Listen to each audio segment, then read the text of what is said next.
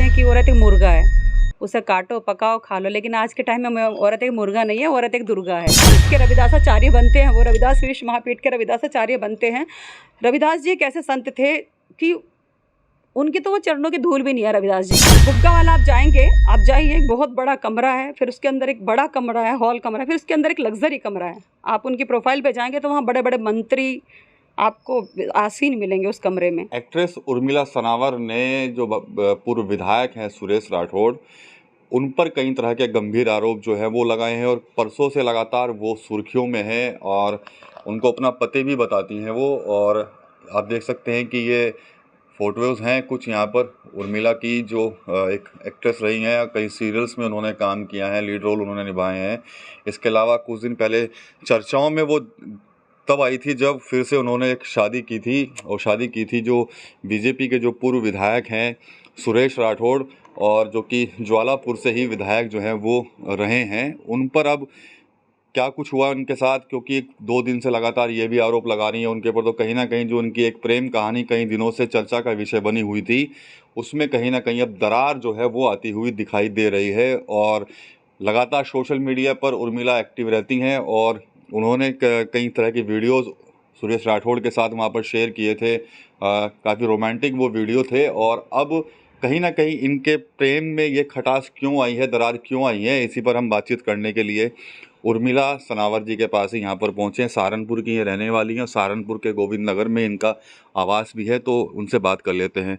आपकी तो बड़ी अच्छी प्रेम कहानी चल रही थी और लगातार हम भी आपको सोशल मीडिया पे देखते थे, कभी विधायक जी के साथ आपकी गाड़ी में फ़ोटो है, कहीं आपको जो फिल्मी गाने हैं उन पर आप डांस कर रहे हैं, लेकिन ये अचानक ये सब क्या हो गया जो इस तरह की आपको खुद एक प्रार्थना पत्र देना पड़ा उनके खिलाफ जाकर?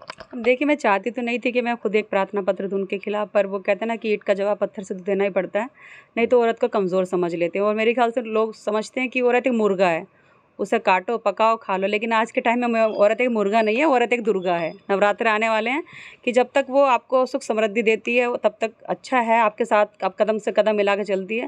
लेकिन जब आप उसको कहीं ना कहीं आप उसको दुख देते हो, उसकी अंदर जो उसकी वेदना है उसकी फीलिंग के साथ खेलते हो या ये सब चीज़ें करते हो, वो दुर्गा का रूप धारण करने में देर नहीं लगाती। आप खुद को उनका शिष्य भी बताती हैं, देखी थी हमने पोस्ट आपकी।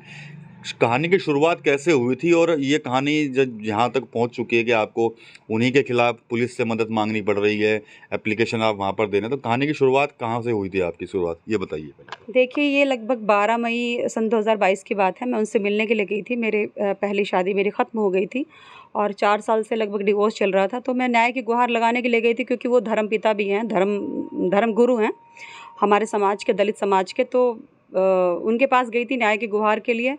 तो अब धीरे-धीरे जब मैं उनके पास गई तो फिर उन्होंने एक सीरियल्स की बात की, जज रविदास एक सीरियल बनाना था कि मेरा सीरियल बना दो, और इसी तरह से बातों की सिलसिला जारी हुआ। और उन्होंने एक दिन मुझे लंच पे बुलाया अपने यहाँ बुग्गा वाला आश्रम, रविदास आश्रम है, रविदास विश्व महापीठ का। तो कहानी का एंड कह लो या शुरुआत कह लो, वो वहीं से होगी मेरी कहानी। और उन्होंने मुझे कुछ नशीला पदार्थ दिया, कुछ भी बेहोशी का, जिसमें मैं नशे में आ गई, खाने में लंच पे बुलाया था। उसके बाद उन्होंने मेरे साथ और वो वीडियो बनाई मुझे ब्लैकमेल करने के लिए। तब से लेके अब तक मैं लगातार ब्लैकमेल हो रही हूँ। उसी ब्लैकमेल के आधार पे मैंने 4 अक्टूबर को मैंने नेपाल में मैंने शादी कर ली उनके साथ, पशुपतिनाथ के मंदिर में। और मुझे प्रेशर में लेते रहे उसी वीडियो के आधार पे कि मैं ऐसे कर दूंगा। क्यों? क्योंकि पहले ही मेरी समाज में बहुत सारी चीज़ें वायरल हो गई थी, पहले गृहस्थी मेरी ख़त्म हो चुकी थी।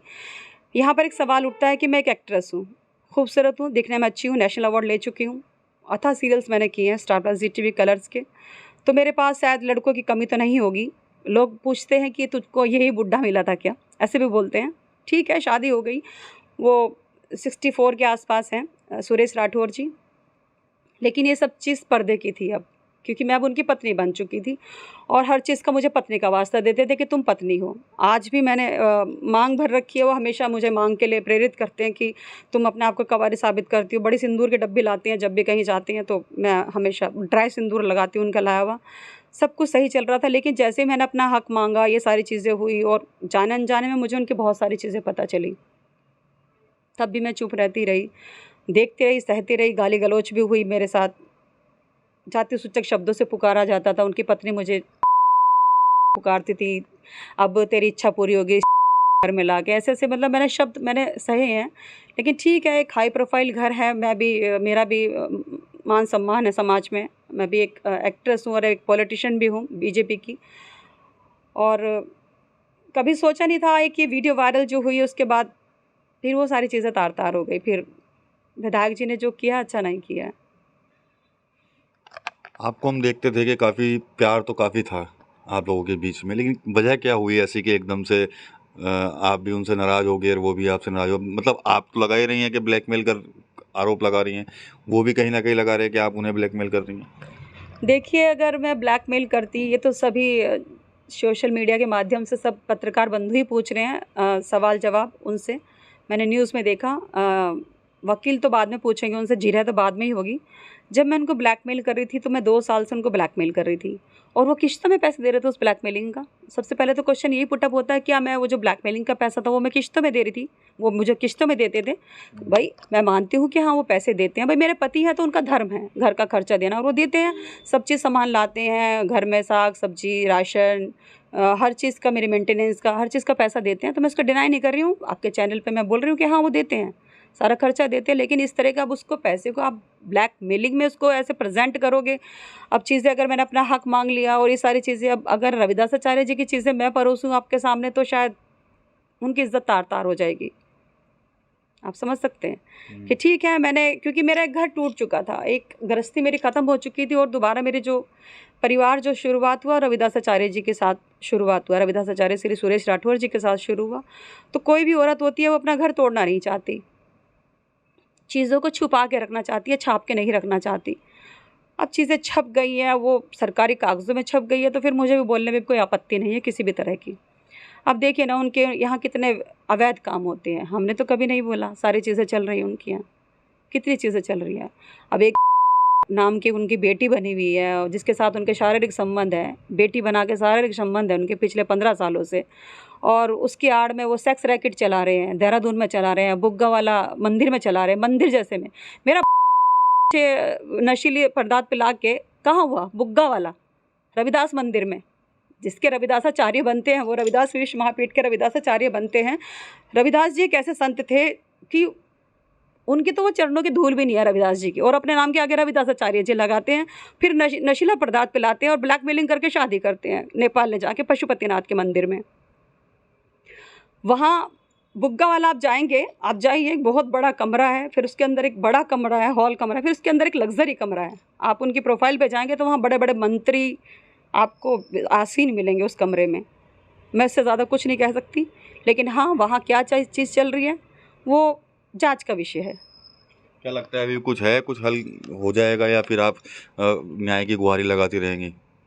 नहीं, इंसाफ मिलेगा मुझे, क्योंकि मैं सच्ची हूँ, मुझे पता है मैं सच्ची हूँ। भाई मेरा एक भी तथ्य आप बता दीजिए, कहीं आप पूरी सोशल मीडिया शायद कंगाल के आए होंगे, तैयारी करके आए होंगे यहाँ तक, कहीं भी आपको कोई झूठ दिखाई दे रहा है? अगर मैं ब्लैकमेलर हूँ तो सुरेश राठौर जी मेरे साथ गाना गा रहे, ली मेरे डेन होटल में दिल के झरोखे में तुझको बिठाकर, रात के 12 बजे की वो वीडियो है। फिर वो गाना गा रहे हैं, वो मेरे महबूबा तुझे जाना है तो जा, गाड़ी में इस तरह के गाने गा रहे हैं वो। फिर मुझे गनर नहीं है उसमें, ड्राइवर नहीं है गाड़ी के अंदर, वो खुद ड्राइव कर रहे हैं देहरादून की वादियों में, मुझे घुमा रहे हैं।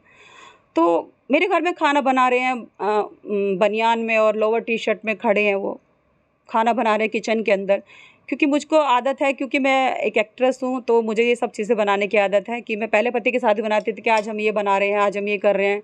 तो एक्ट्रेस लाइफ जो होती है, एक एक्ट्रेस लाइफ, तो वो मैंने विधायक जी के साथ भी बनाई। तो मुझे नहीं पता था कि वो जाने अनजाने में वो मेरी ज़िंदगी के लिए अच्छा काम हो रहे हैं शायद। वो अगर नई चीज़ें होती तो मैं एक आम खा के गुठली की तरह फेंक दी जाती, लेकिन उर्मिला ऐसी गुठली नहीं है कि खा के आप फेंक दोगे उसे।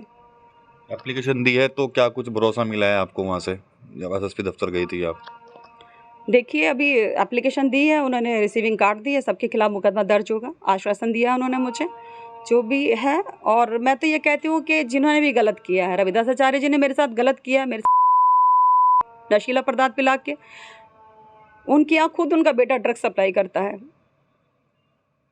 शिव प्रताप, और इस तरह का उनके यहाँ काम होता है। तो ये सारी चीज़ें बंद होनी चाहिए, जो उनके अवैध काम हो रहे हैं ये सारी चीज़ें बंद होनी चाहिए। और दूसरा, मैं वो उनका काम है, बंद करें या ना करें, लेकिन मुझे पत्नी धर्म मिलना चाहिए सार्वजनिक रूप से धर्म समाज के सामने। तो पूरी कहानी जो है वो उर्मिला सनावर ने बताई है यहाँ पर कि आखिर कैसे रिश्तों में खटास आया और कैसे उन्होंने शादी की थी। कई तरह के आरोप अभी भी ये लगा रही हैं उनके ऊपर, साफ तौर पर कहीं ना कहीं इंसाफ की मांग भी ये कर रही हैं और कह भी रही हैं कि इंसाफ नहीं मिलता तो वो ये लड़ाई जारी रखेंगे। TV9 यूपी के लिए सहारनपुर से विकास कपिल।